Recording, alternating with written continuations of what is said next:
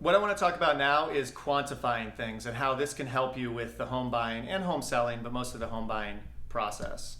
So when you start looking at homes and you're trying to figure out which one is the perfect fit for you, it's helpful to quantify it. Sometimes it's a very emotional process when you're buying a house, and sometimes it's like, well, this just doesn't feel like the right house.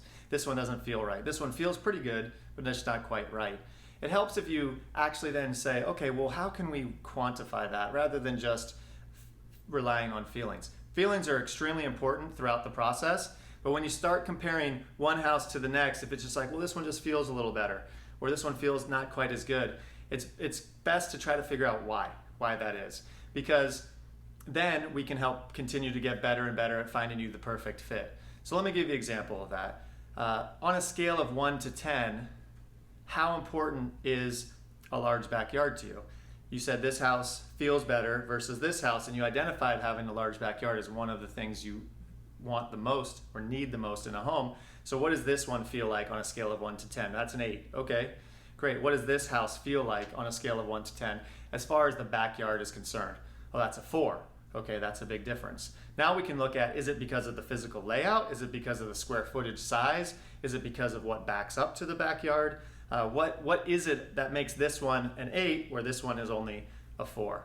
You can do this throughout the house. You could talk about the garage, you could talk about the kitchen, you could talk about the floor plan and the layout, you could talk about the neighborhood, you could talk about the neighbors, the park across the street, all these different things on a scale of 1 to 10, 1 being like not interested at all and 10 being like this is the perfect thing in every way.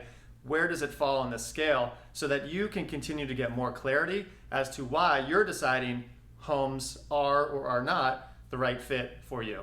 And what that allows us to do as real estate professionals is just get a better and better idea of what you're looking for so that, again, we can find better and better homes for you to consider to find the perfect place to move into.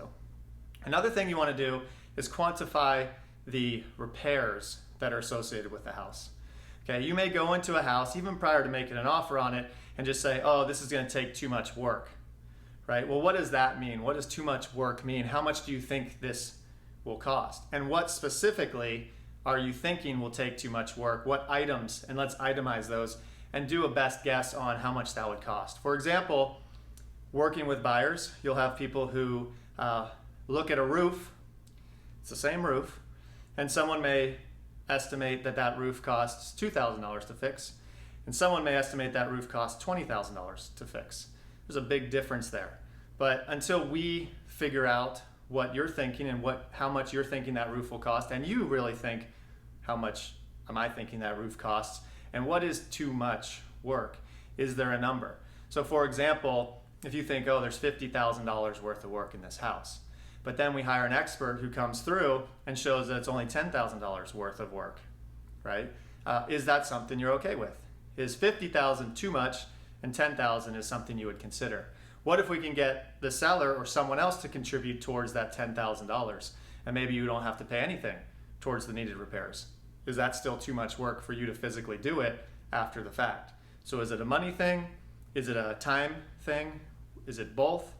Quantifying these items will help you, again, get a better understanding of what you're thinking, why you're thinking that way, and lets us figure out how we can help you out through the process. Hope this was helpful. Thanks.